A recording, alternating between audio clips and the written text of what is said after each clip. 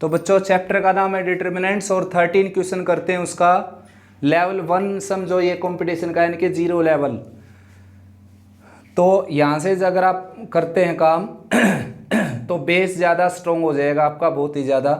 तो 13 क्वेश्चन की स्टेटमेंट आपके सामने देखो, इस डिटर्मिनेंट्स को सोल्व करना है, ये इसके ऑप्शन दे रखे हैं। तो भाई बच्चों ऑपरेशन लगाकर यहाँ पर कुछ किसी एक रो और कॉलम के अंदर एलिमेंट कॉमन निकालेंगे, हम कॉमन बनाएंगे फिर कॉमन निकालेंगे। तो देखो यहाँ पर -b, यहाँ पर +2b, अगर ये इसमें ऐड हो जाए तो +b बन जाएगा, यहाँ पर 2c, यहाँ पर -2 तो ये इसमें ऐड हो जाएगा तो a + b + c यहाँ बन जाएगा। ठीक ऐसे तीनों ऐड होने के बाद यहाँ पर भी a + b + c बनने लग रहा है।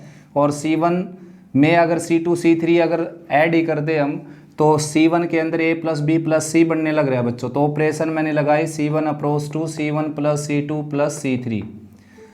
तो ये क्या आ गई देखो, +2b - b यानी कि +b, 2c - c यानी कि +c, यानी कि यहाँ पर आ जाएगा a + b + c। ठीक ऐसे यहाँ पर आ जाएगा a + b + c, यहाँ पर भी आ जाएगा a + b + c।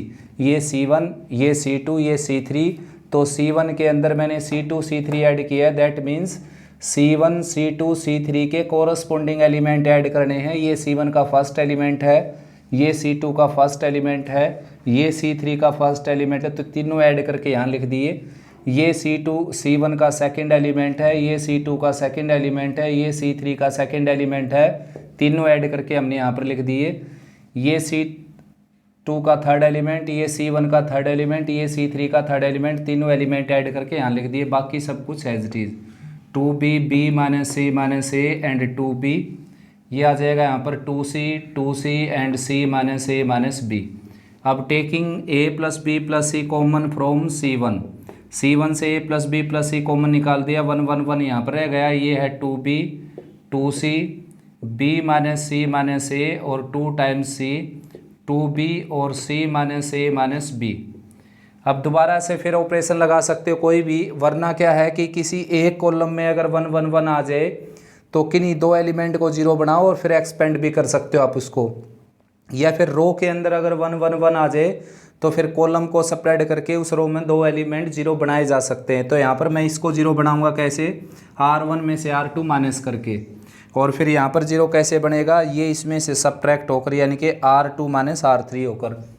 तो R1 approach to R1 - R2 and R2 approach to R2 - R3, ये ऑपरेशन लगाई हमने देखो।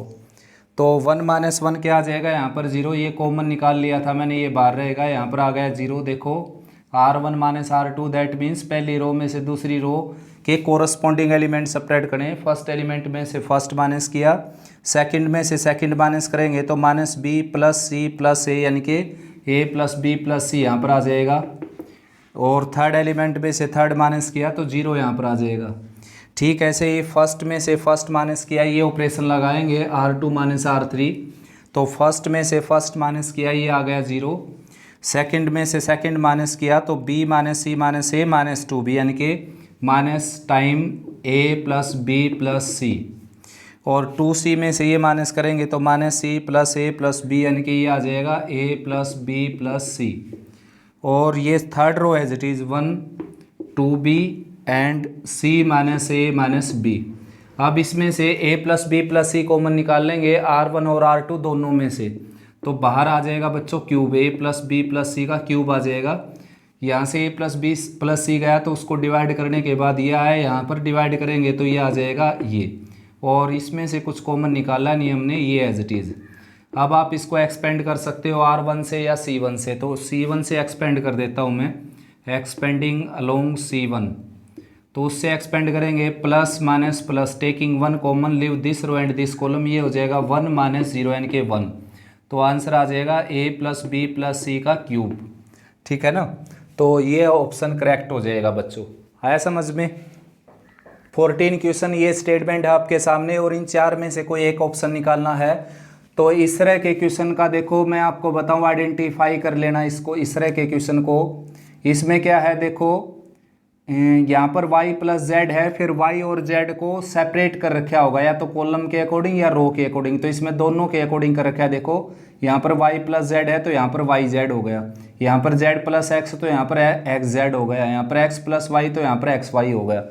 इस तरह के क्वेश्चन में क्या है, स्टार्टिंग में कुछ कॉमन निकलता नहीं तो ऑपरेशन यहाँ पर हमेशा यही लगानी पड़ती है। देखो ऑपरेशन रटने की जरूरत नहीं है बच्चों, लेकिन ये याद हो जाती है बार बार जब इस टाइप के क्वेश्चन करते हैं हम। तो क्या करना है, एक बार तो तीनों रो को ऐड कर लो आप R1 में, R1 approach to R1 plus R2 plus R3। देखो फर्स्ट ऑपरेशन से चला हूँ यहाँ से मैं, और लास्ट ऑपरेशन भी मेरी यही होगी। तो तीनों रो ऐड करने का मतलब है जैसे ये R1 है, ये R2 है, ये R3 है, तो R1 R2 R3 के कोरस्पोंडिंग एलिमेंट ऐड करने हैं। तो ये आ जाएगा y plus y 2y, z plus z 2z, यानी कि 2 टाइम्स वाई प्लस जेड। यहाँ पर आ जाएगा z plus z x plus x, यानी कि 2 टाइम्स x प्लस जेड या z plus x plus x y plus y, यानी कि 2 टाइम्स x प्लस वाई। और बाकी सब कुछ as it is z plus x and x, y x और x प्लस वाई। अब करना क्या हमने, देखो R1 में से 2 कॉमन निकाल लेना, और कुछ कॉमन नहीं निकलेगा, मैं यहीं पर निकाल देता हूँ। देखो आपने अगले स्टेप में कॉमन निकालना, 2 कॉमन निकल गया जैसे। अब क्या करना है, R2 माइनस R1 करना है और R3 माइनस R1 करना है।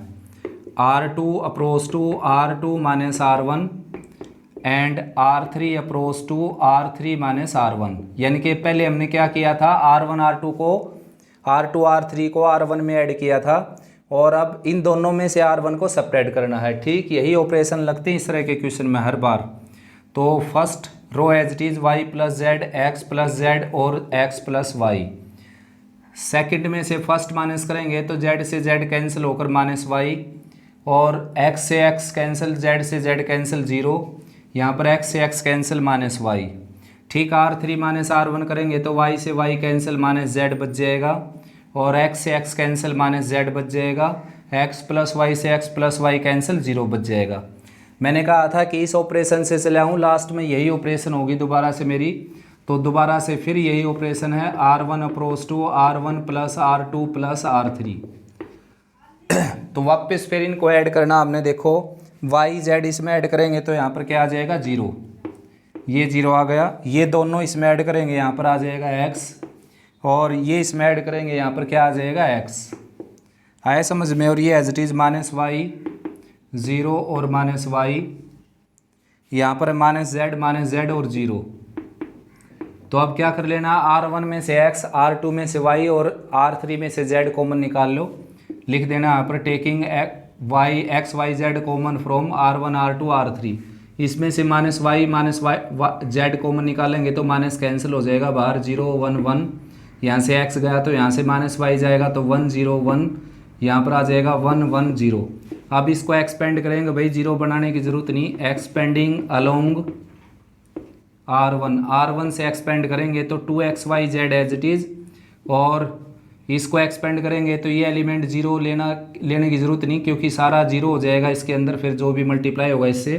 फिर माइनस का 1 लेना है, leave this row and this column, ये होगा 0 माइनस 1। उसके बाद लेना प्लस 1, और leave this row and this column, ये हो गया 1 माइनस 0, यानी कि ये आ गया 2 इंटू 2xyz, यानी कि 4xyz। तो ऑप्शन हो गया बच्चों ये फर्स्ट ऑप्शन। अब आप इस तरह का क्वेश्चन अगर आपके कंपटीशन के एग्जाम में आ जाइए तो CBSE के अकॉर्डिंग सोल्व करना आपने। अगर कंपटीशन के एग्जाम में आ जाए तो करना क्या है, डायरेक्ट आंसर दे देना। देखो आइडेंटिफाई करवा देता हूँ इसकी स्टेटमेंट में आपको। यहाँ पर जैसे 2 टर्म का सम मिलेगा, और फिर उन्हीं दोनों टर्म का सम उसी रो में सेपरेट मिलेगा आपको। इन दोनों टर्म अलग अलग मिलेंगी, जैसे z और y मिल गया। ठीक ऐसे कॉलम में भी सेपरेट मिलेंगी, जैसे z और y मिल गया। फिर सेकंड रो में भी ऐसा ही होगा, कोई न कोई एक एलिमेंट मिलेगा आपको जिसमें 2 टर्म का सम होगा, तो वो दोनों टर्म फिर सेपरेटेड मिलेंगी उसी रो में। फिर थर्ड रो में भी ऐसा ही मिलेगा, कॉलम में भी ऐसे सेपरेटेड मिलेंगी। कॉलम और रो दोनों में सेपरेटेड मिलेंगी, तभी आंसर हो सकता है, वरना एक टाइप और होती है, वो मैं भी लिख दूंगा। देखो इसमें देखो x प्लस वाई है, जैसे R3 में है और C3 में है, तो R3 में भी ये सेपरेटेड है देखो x और y, और C3 में भी सेपरेटेड है x और y। इस तरीके से सेपरेटेड मिलेंगी टर्म, ठीक है ना, रो में भी और कॉलम में भी। तो इस तरह के क्वेश्चन का आंसर होता है, ये 3 वेरिएबल मिलेंगे इसमें x y z, तो 4xyz, ABC मिले तो 4ABC। एक टर्म और होती है इस टाइप की, देखो जैसे y प्लस जेड मिल गई तो यहाँ पर y यहाँ पर z मिला, यहाँ पर x प्लस वाई मिल गया, यहाँ पर x यहाँ पर y मिला, और यहाँ पर वाई जेड हो गया, x प्लस वाई हो गया x प्लस जेड, यहाँ पर x और यहाँ पर z मिल गया। तो इस तरह के क्वेश्चन में बच्चों सेम ऑपरेशन लगेंगे, ये सेम टू सेम, ठीक है ना। ये क्वेश्चन भी मैं सोल्व करके दिखा देता हूँ आपको, एक बार इसको ध्यान से समझ लीजिए। y प्लस जेड यहाँ पर है फर्स्ट रो में और फर्स्ट कॉलम में, तो फिर सेपरेटेड मिलेगा। z प्लस एक्स अगर सेकंड कॉलम में और सेकंड रो में है तो सेकंड कॉलम में ही सेपरेटेड मिलेगा, सेकंड रो में भी सेपरेटेड मिलेगा। x plus y third column में है और थर्ड रो में है तो ऐसे सेपरेटेड मिलेगा, थर्ड कॉलम और थर्ड रो में, मतलब अलग अलग मिलेंगे ये। तो इस तरह का क्वेश्चन का आंसर होता है 4xyz। अब वो क्वेश्चन मैं आपको सोल्व करके दिखा देता हूँ। देखो उस टाइप का सेम क्वेश्चन है, थोड़ा सा डिफरेंट है। देखो डिफरेंट ये है, इसमें थोड़ा सा डिफरेंस मैं ये डाल देता हूँ। देखो यहाँ पर y प्लस जेड है तो कॉलम के अकॉर्डिंग सेपरेटेड मिलेगा ये, और यहाँ पर कॉलम के अकॉर्डिंग सेपरेटेड मिल गया ये वाला।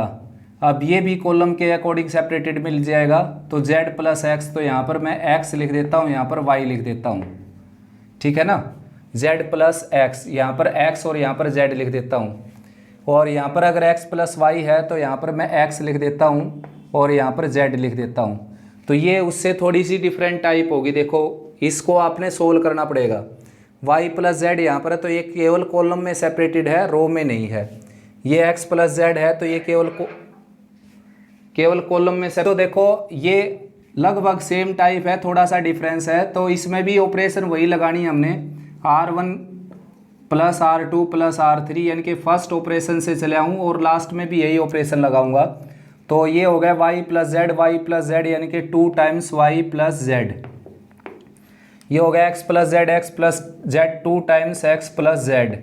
ये हो गया x plus y 2 times x plus y.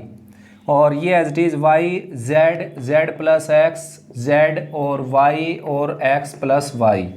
इसमें से 2 कॉमन निकाल सकते हो आप, यही निकाल देता हूँ मैं, 2 कॉमन यहीं पर निकाल दिया मैंने। देखो अब नेक्स्ट 2 ऑपरेशन आपको पता है ही कि R2 approach to R2 minus R1 and R3 approach to R3 minus R1, यानी कि हमने R2 R3 दोनों R1 में ऐड की हैं। अब हम क्या करेंगे, R2 में से भी R1 माइनस करेंगे और R3 में से भी R1 माइनस करेंगे। तो रिजल्ट लिख देता हूँ मैं। देखो first row as it is y plus z x plus y, और थर्ड ये सेकंड में क्या हो गया, y माइनस वाई होकर माइनस जेड बच जाएगा, यहाँ पर 0 बच जाएगा, यहाँ पर माइनस एक्स बच जाएगा। इसमें भी फिर क्या होगा, देखो ये इसमें से माइनस होकर माइनस वाई बच जाएगा, इसमें से माइनस होकर यहाँ पर बच जाएगा माइनस एक्स, और ये इसमें से माइनस होकर यहाँ पर 0। थर्ड ऑपरेशन फिर बताई थी मैंने आपको कि यही ऑपरेशन लगाऊंगा लास्ट में, R1 approach to R1 plus R2 plus R3, और आंसर इसका भी क्या आ जाना बच्चों, 4xyz। तो तीनों को ऊपर ऐड करूँगा, यहाँ पर 0 आ जाएगा। देखो यहाँ पर 0 आ गया, इसको ऐड करूँगा यहाँ पर z आ जाएगा, और इन दोनों को इसमें ऐड करूँगा यहाँ पर y आ जाएगा। और इसमें से माइनस कॉमन ले लेता हूँ, z 0 एंड x, और y x और 0, y x और 0, ठीक है ना। तो इस तरह के केस में कुछ कॉमन नहीं आएगा कभी भी। अब आपको ये एक्सपेंड करना पड़ेगा। देखो एक्सपेंड करेंगे तो R1 से एक्सपेंड कर देता हूँ, एक्सपेंडिंग अलोंग R1। तो R1 से एक्सपेंड करेंगे, सीधा माइनस जेड लेंगे बाहर, leave this row and this column, ये हो जाएगा 0 माइनस एक्स वाई, और फिर क्या लेंगे यहाँ पर plus y, leave this row and this column, ये हो जाएगा एक्स जेड माइनस वाई। तो बच्चों एक्स वाई जेड क्या आ जाएगा, 2xyz, और 2 बाहर चला हुआ है तो 4xyz। अब आपने कंपटीशन के एग्ज़ाम में क्या करना है, कंपटीशन के एग्ज़ाम में ये काम करना आपने कि इस तरह का कोई भी क्वेश्चन आ जाए ना तो डायरेक्ट आपने आंसर दे देना है 4xyz। इस तरह का क्वेश्चन देखो 3 टाइप से आ सकता है आपके सामने। पहली टाइप ये है, दूसरी टाइप ये। देखो ये टाइप कैसी है, जैसे कि x प्लस जेड कॉलम में सेपरेट कर रखा है तो x y प्लस जेड, तो y प्लस जेड रो में भी सेपरेटेड मिल सकता है ऐसे, ठीक है ना। z प्लस एक्स कॉलम में सेपरेट कर रखा है, z प्लस एक्स, तो ये रो में सेपरेटेड मिल सकता है आपको। ये था x और z, ठीक है ना। यहाँ पर x लगा देता हूँ, यहाँ पर z लगा देता हूँ। उसके बाद x प्लस वाई जो है वो क्या था, कॉलम में सेपरेटेड था, वो रो में सेपरेटेड मिल सकता है आपको। x प्लस वाई, यहाँ पर z, यहाँ पर x, वो स्टेटमेंट आपको दिखाई दे जाएगी, कोई परेशानी है नहीं इसमें। तो ये x और y हो जाएगा यहाँ पर। मतलब देखो जैसे y प्लस z है तो ये उसी पहली रो का एलिमेंट है, तो पहली रो में जैसे सेपरेट कर रखा है। ये x plus z second row का एलिमेंट है तो सेकेंड रो में सेपरेट कर रखा है। x प्लस वाई तीसरी रो का एलिमेंट है तो तीसरी रो में सेपरेट कर रखा है। तो इसका आंसर भी एक्स वाई जेड, 4xyz, इसका भी आंसर 4xyz। और एक जो स्पेशल टाइप है जो इससे भी आसान पड़ती है, सेम है बिल्कुल, उसमें क्या है, रो में भी सेपरेट किया मिलता है और कॉलम में भी। जैसे y प्लस जेड यहाँ पर भी सेपरेटेड हो गया, यहाँ पर भी सेपरेटेड हो गया। जैसे x प्लस वाई मिल जाए आपको, x प्लस वाई, तो यहाँ पर भी सेपरेटेड हो गया। देखो x z प्लस एक्स यहाँ पर होगा। जैसे अब देखो जैसे x plus y plus z R1 में है तो R1 में भी सेपरेटेड है, C1 में है तो C1 में भी सेपरेटेड है। x प्लस वाई R2 का एलिमेंट है तो R2 में भी सेपरेटेड है ये, और C2 का एलिमेंट है तो C1 में भी, C2 में भी सेपरेटेड है। Z प्लस एक्स जो R3 का एलिमेंट है, Z प्लस एक्स, वो R3 में भी सेपरेटेड है और यहाँ पर भी सेपरेटेड है। तो इन सब का आंसर क्या होता है बच्चों, 4xyz। ठीक है ना, सोल्व करने की जरूरत नहीं है आपको। तो बच्चों 16 देखो, ये डिटर्मिनेंट दे रखे, इसकी वैल्यू निकालनी है। तो जनरली क्या होता है, ये बात होती है जो लोअर पार्ट में होता है ना, उसी से मल्टीप्लाई करना होता है उस कॉलम या रो को। जैसे यहाँ पर 1/a है तो इसको a से मल्टीप्लाई करना पड़ेगा आपको, इसको b से, इसको c से। ये लगभग क्वेश्चंस में ऐसा ही होता है। तो मैंने क्या किया, R1 को a से मल्टीप्लाई कर दिया तो बाहर a से डिवाइड भी करना पड़ेगा। इसको a से मल्टीप्लाई किया, यहाँ पर 1 हो जाएगा, ये a क्यूब हो जाएगा, ये abc हो जाएगा। यहाँ पर क्या है, यहाँ पर भी b से मल्टीप्लाई करूँगा, b से डिवाइड करूँगा, ये 1 हो गया, ये b क्यूब हो गया, ये abc हो गया। इसको c से मल्टीप्लाई करूँगा R3 को तो c से डिवाइड करना पड़ेगा, बाहर ये 1 हो गया, c क्यूब हो गया, abc। अब आपको पता है ही कि C3 से abc कॉमन ले लेते हैं, लिख देना taking abc common from C3। तो abc अगर कॉमन ले लेंगे यहाँ पर, ये आ जाएगा आपके पास a cube, b cube, c cube, second column में 1 1 1, और ये कैंसिल भी हो गया। अब इसकी दो कॉलम जो है आइडेंटिकल हो गई और दोनों कॉलम आइडेंटिकल हो गई, तो ये क्या हो जाएगा, 0 के इक्वल। अगर बाई चांस नीचे BC बच जाता तो वहाँ पर एक कंडीशन लगती, ABC not are 0, A is not equal to 0, B is equal to not equal to, B is not equal to 0, C is not equal to 0।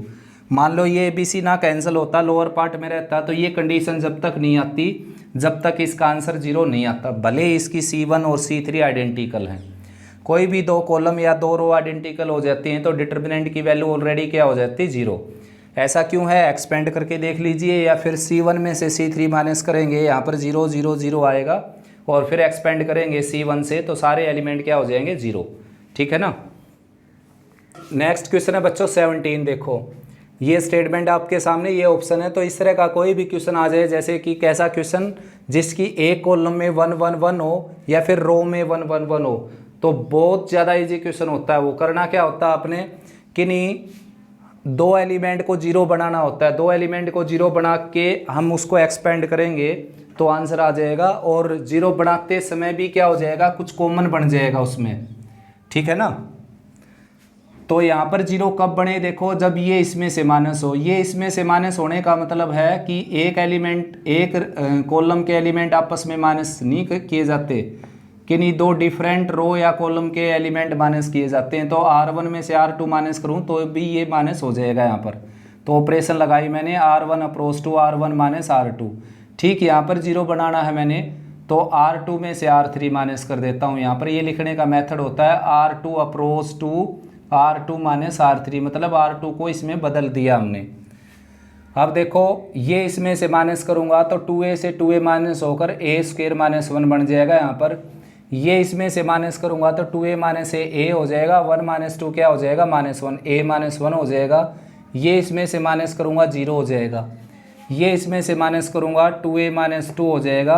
ये इसमें से माइनस करूँगा a माइनस 1 हो गया। ये इसमें से माइनस करूँगा 0 हो गया।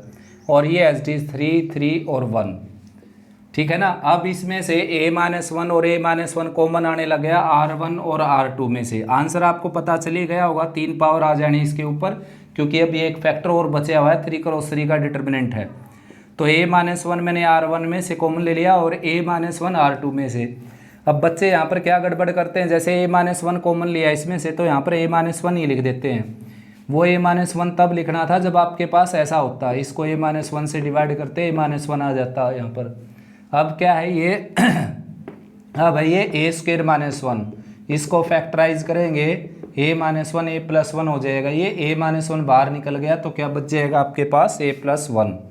यहाँ पर a-1 से डिवाइड करेंगे 1, यहाँ पर a-1 से डिवाइड करेंगे 0। इसको a-1 से डिवाइड करेंगे 2 आ जाएगा, इसको a-1 से डिवाइड करेंगे 1, यहाँ पर 0 और 3 3 और 1। अब आप इसको C3 से एक्सपेंड कर सकते हो, एक्सपेंडिंग अलोंग C3 से एक्सपेंड करेंगे अगर इसको हम, तो ये C3 में ज़्यादा 0 है इसलिए उससे मैंने एक्सपेंड किया, तो 1 एलिमेंट आएगा बाहर। देखो plus minus plus plus minus plus, तो प्लस का 1 बाहर आएगा। Leave this row and this column, जो भी आपने बाहर लिया उसके सामने की रो कॉलम एक्सक्लूड करनी होती हैं। बच जाएगा आपके पास माइनर, इसको माइनर बोलते हैं क्योंकि ये सब determinant after cancelling some particular row and column. a-1 का स्क्वायर ऑलरेडी बाहर चला हुआ है ही। अब इसको एक्सपेंड करेंगे a+1 और -2 और a-1 ये है ही, तो a-1 का क्यूब हो गया। तो इस तरह के क्वेश्चन का भी डायरेक्ट स्टेटमेंट देखते ही पता चल जाता है कि आंसर a-1 का क्यूब आना। देखो रीजन ये है इसके पीछे, अगर मैं इसको सेपरेट करूं यहाँ पर 0 बन जाएगा, यहाँ पर a-1 बन गया, तो सिमेट्री सी दिखाई देने लग रही है इसमें। तो a-1 का स्क्वायर अगर बन गया तो एक फैक्टर तो फिर भी इसमें बच जाएगा, तो इसलिए आंसर इसका सीधा सीधा दिखाई देने लग रहा था a-1 का क्यूब। तो ये स्टेटमेंट है देखो 18 की, और ये इसके ऑप्शन दे रखे हैं 4। तो दोबारा से ऐसा क्वेश्चन आ गया जिसके एक कॉलम में 1 1 1 है, तो किन्हीं 2 एलिमेंट को 0 बनाओ और उसको एक्सपेंड करो। बहुत आसान है बच्चों। तो मैं क्या कर देता हूँ, R1 माइनस R2 कर देता हूँ एंड R2 माइनस R3 कर देता हूँ। इसमें देखो R2 माइनस R3 कर दिया मैंने, तो R1 माइनस R2 करूँगा, यहाँ पर आ जाएगा BC माइनस CA, यहाँ पर आ जाएगा B से C कैंसिल होकर B माइनस A, यहाँ पर 0 आ जाएगा। फिर R2 माइनस R3 करूँगा तो CA माइनस AB आ गया, और यहाँ पर C प्लस A से A प्लस B माइनस करेंगे, A से माइनस कैंसिल होगा, C माइनस B यहाँ पर आ जाएगा और यहाँ पर आ जाएगा 0। और third row as it is भाई AB A plus B and 1। अब करना क्या, देखो R1 में से A माइनस B कॉमन निकाल लेते हैं, R2 में से B माइनस C लिख देना है यहाँ पर, taking A minus B and B minus C common from R1 and R2 respectively. तो यहाँ पर A माइनस B जाएगा, माइनस C बच जाएगा, यहाँ पर A माइनस B जाएगा, -1 बच जाएगा, यहाँ पर 0। जो भी आप कॉमन निकालते हो उससे डिवाइड करना होता है। तो यहाँ पर B माइनस C से डिवाइड करूँगा, देखो ये है CA माइनस AB है, तो माइनस A कॉमन निकाल लूँगा, B माइनस C बच जाएगा। तो B माइनस C मैंने बाहर निकाल लिया कॉमन, तो यहाँ पर क्या बच जाएगा -A, और यहाँ पर -1 और 0 और AB A प्लस B और 1। देखो आंसर का तो मेरे को पहले से ही पता है बच्चों, इसमें से एक आंसर होना, लेकिन ये फाइनल नहीं पता कि कौन सा आंसर है, ठीक है ना। क्योंकि कई बार जो एलिमेंट है वो उनका ऑर्डर चेंज कर देता है, ऑर्डर चेंज करने के कारण माइनस का आंसर आ जाता है, ठीक है ना। प्लस का होने के बावजूद माइनस का आ जाता है, तो इसको थोड़ा सा सोल्व करना पड़ेगा। अब मैंने इसको C3 से एक्सपेंड कर दिया। देखो leave this row column and this row, this into this यानी कि C and this into this, minus का साइन लगाना है और ये प्लस A हो गया, तो C माइनस A। तो ऑप्शन क्या हो गया इसका, first option is a correct answer, ठीक है ना। 19 देखो 19 क्वेश्चन में जो है इस डिटर्मिनेंट की वैल्यू दे रखी K times A minus B B minus C minus A, तो K की वैल्यू निकालनी है हमने। तो फिर से कॉलम में 1 1 1 आ गए, तो मैं अब की बार डायरेक्ट करूँगा। देखो ऑपरेशन लिख लेना अपनी, R1 minus R2 0, A minus B A square minus B square, and R2 minus R3 यानी कि 1 minus 1 0, B minus C and B square minus C square, और ये रो एज इट इज़। अब A माइनस B R1 में से और B minus C R2 में से कॉमन निकाल लेंगे अगर, तो इसको A माइनस B से डिवाइड करेंगे 0 1, और यहाँ पर A प्लस B आ जाएगा। ध्यान से लिखना है, इंटेलिजेंट बच्चे बीच में गलती कर देते हैं, जल्दबाजी में A माइनस B लिख देते हैं। A माइनस B जब लिखा जाता है जब A माइनस B का स्क्वायर होता है यहाँ पर, अब ये ए स्क्वेयर माइनस बी स्क्वेयर है तो इसके तो फैक्टर क्या हो जाएंगे, एक प्लस में और एक माइनस में, जबकि इसके दोनों फैक्टर माइनस में ही होंगे। तो एक बाहर निकल जाएगा तो वही वापस बच जाएगा ए माइनस बी, जबकि इसमें से माइनस वाला बाहर निकलेगा तो प्लस वाला बच जाएगा। ये ध्यान देना आपने। इसमें से b माइनस सी कॉमन निकाला, 0 1 और b प्लस सी और 1 c और c square as it is. अब R3 से इसको C1 से इसको एक्सपेंड कर देता हूँ। भाई देखो C1 में ज़्यादा जीरो हैं तो leave this row and this column, इसकी मल्टीप्लाई इसके साथ आ जाएगी b प्लस सी, माइनस का साइन लगाकर इसकी मल्टीप्लाई करेंगे माइनस a माइनस b, तो b से माइनस b कैंसिल हो गया, c माइनस a आ गया।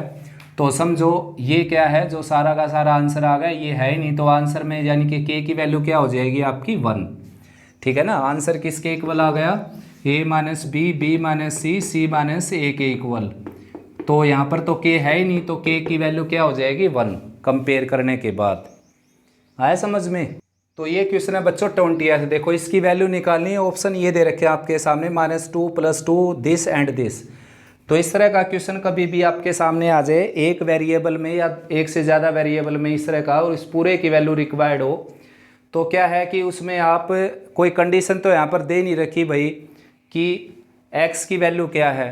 तो इस केस में आप क्या है x की वैल्यू कुछ भी यहाँ पर पुट करके इसका आंसर निकाल सकते हो। और जो मैंने अभी जो आपके सामने जो क्वेश्चन करवाए हैं उसमें भी जैसे ABC के क्वेश्चन थे, वो ABC के XYZ के, तो ABC की वैल्यू भी वहाँ पर पुट की जा सकती थी। जैसे A की वैल्यू 1 पुट कर ली, B की वैल्यू 2 और C की वैल्यू 3, ऑप्शन में भी और स्टेटमेंट में भी, तो उससे भी आंसर आ जाते, बहुत आसानी से आते हैं इस तरीके से आंसर। देखो अब मैं क्या कर लेता हूँ, x की जगह 0 पुट कर लेता हूँ इसमें।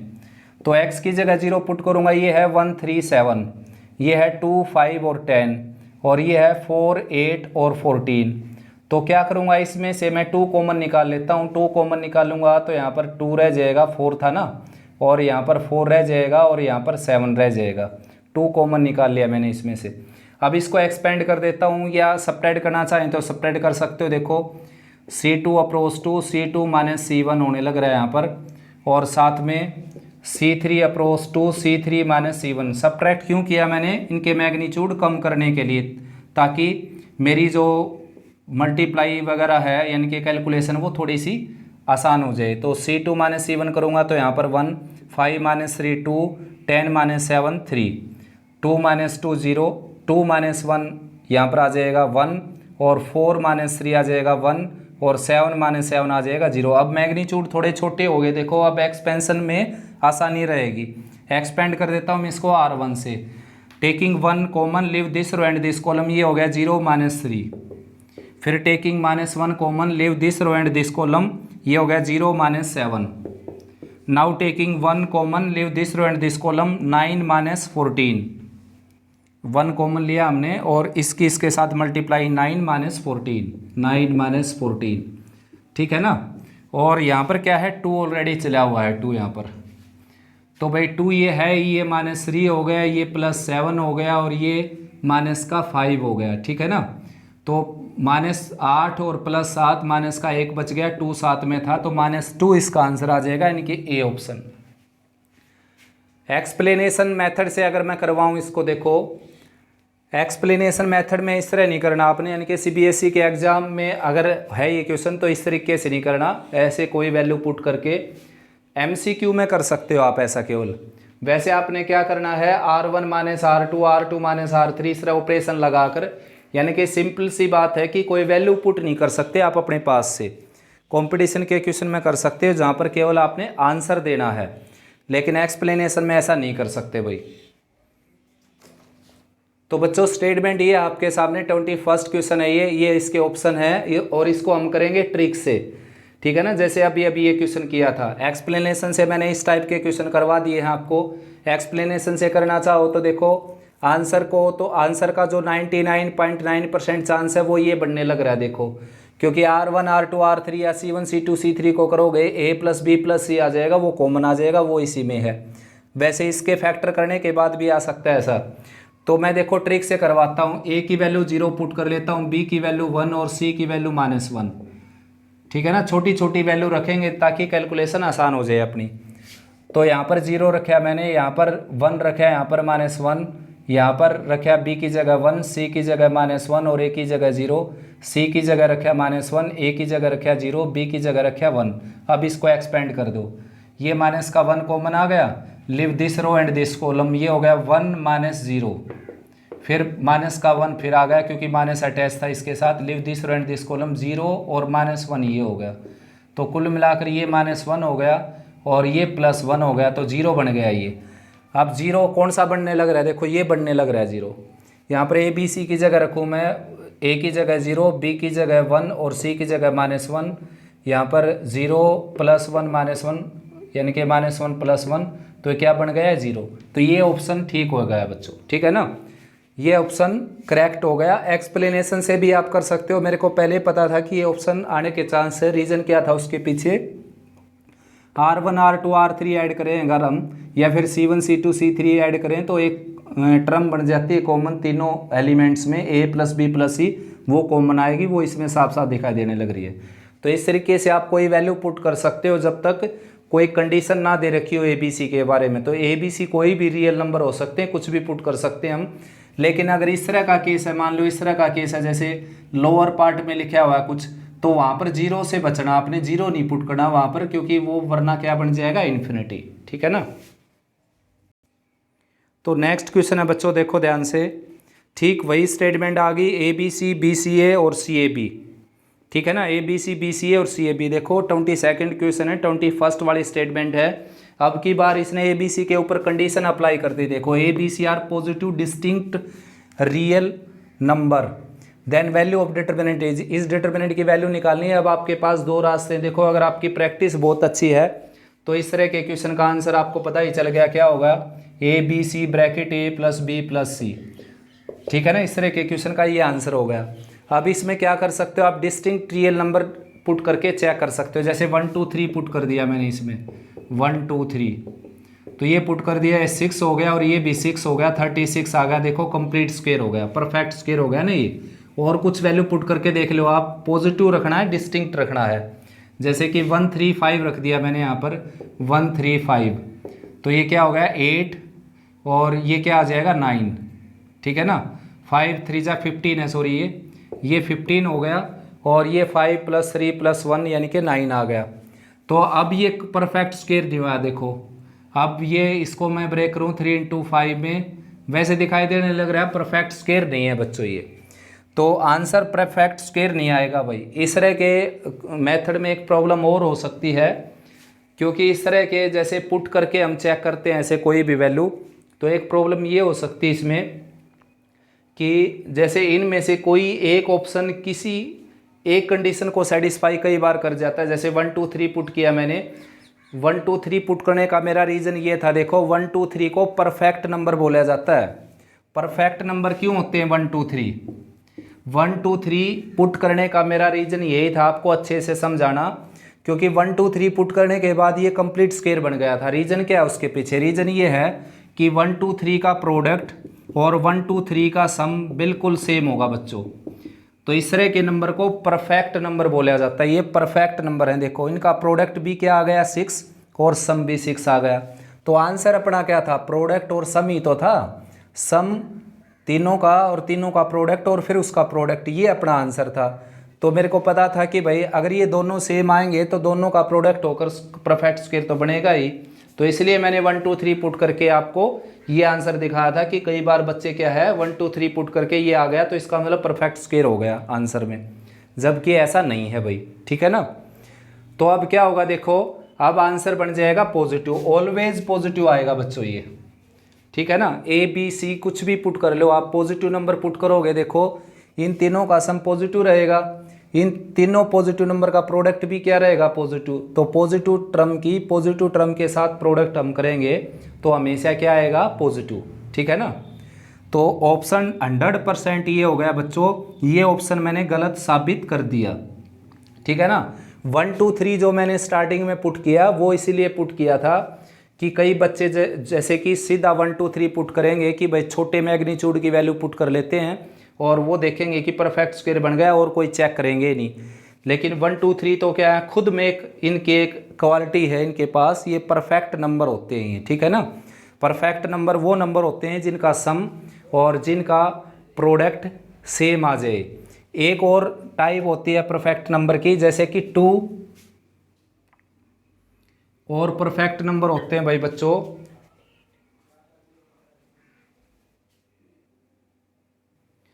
देखो, परफेक्ट नंबर के बारे में बताया मैंने आपको कि उनका सम और उनका प्रोडक्ट सेम आता है। तो जैसे यहाँ पर 2 + 2 कितना आ गया 4, 2 × 2 कितना आ गया 4। और तीसरा पेयर आपने बताना है, 2 मैंने बता दिए, तीसरा पेयर और होता है, वो आपने आंसर देना मेरे को।